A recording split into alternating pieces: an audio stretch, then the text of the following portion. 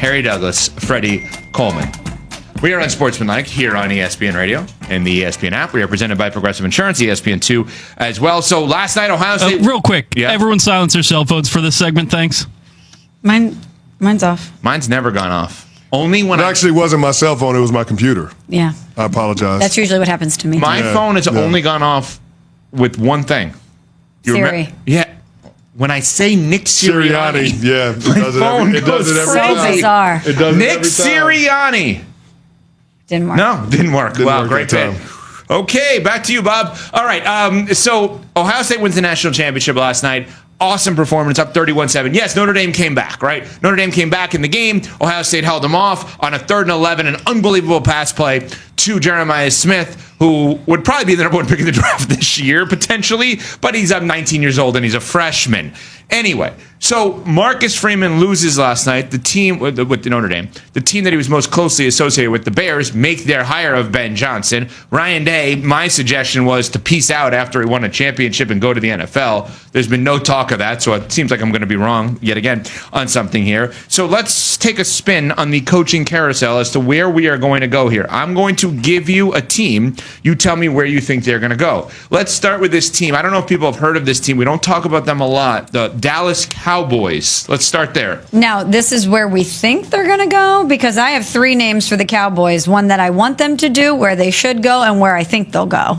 No, you're in charge?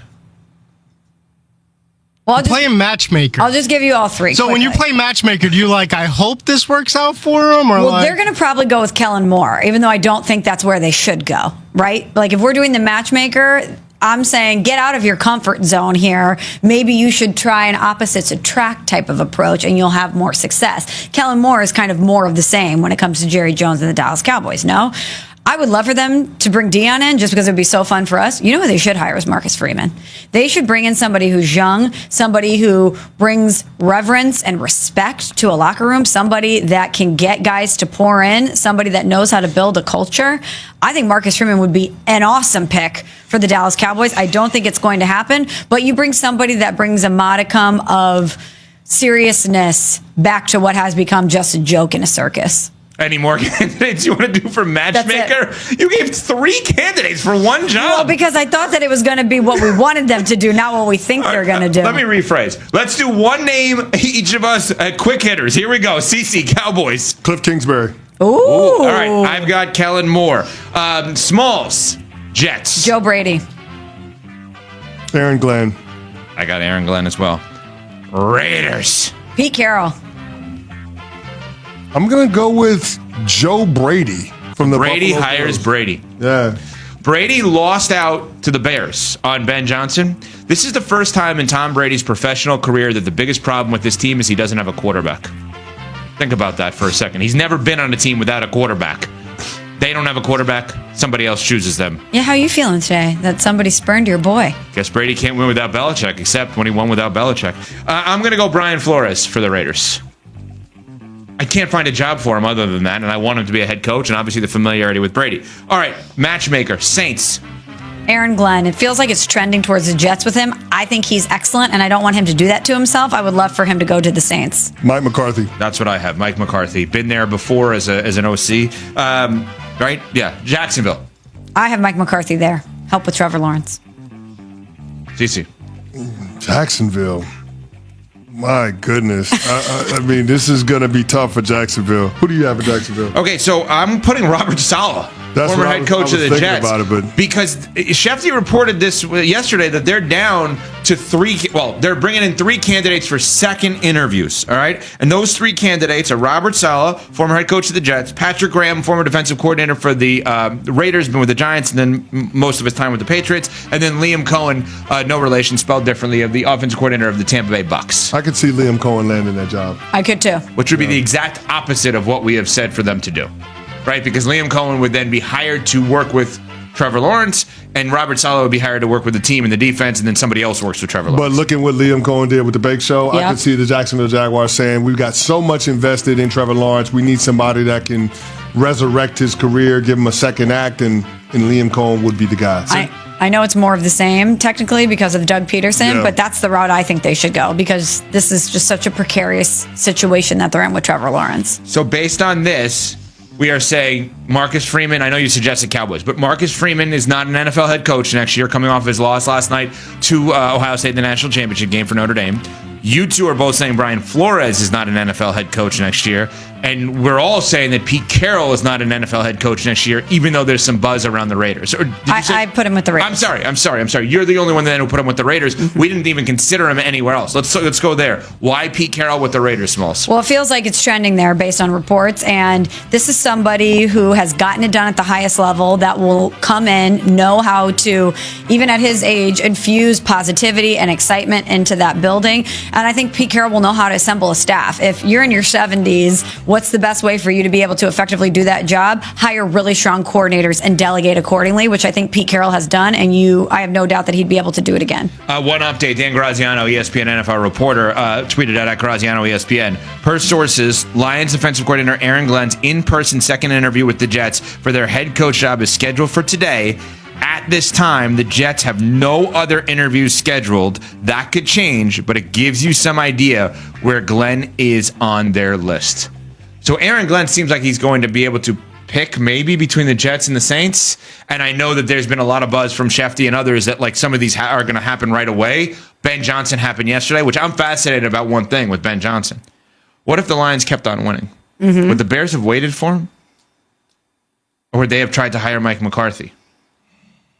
And then how does that factor into the Saints and Jets with Aaron Glenn, where the Saints have tried to hire Mike McCarthy? It's weird to me that your decision-making on your head coach could be made based on another team's success or lack thereof.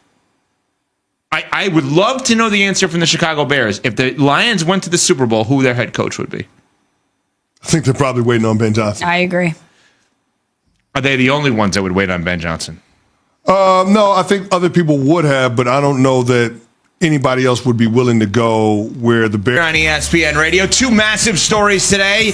Ohio State wins the national championship, a game you heard right here on ESPN Radio, a game you saw on ESPN television. They beat Notre Dame 34-23. They were up 31-27. Notre Dame comes all the way back on a huge 3rd and 11 late in a one-score game. A 50-plus yard pass from Will Howard to Jeremiah Smith, who's about 12 years old and is probably better than any wide receiver in the NFL. That guy is unfreaking believable. Doesn't look 12 years old. Oh, my God. He's really 18, I think. He's 19. 19 years old, and he's unbelievable. It's a grown man. And Ryan Day lost to Michigan. He's 70-10 and won a national championship. The other big story.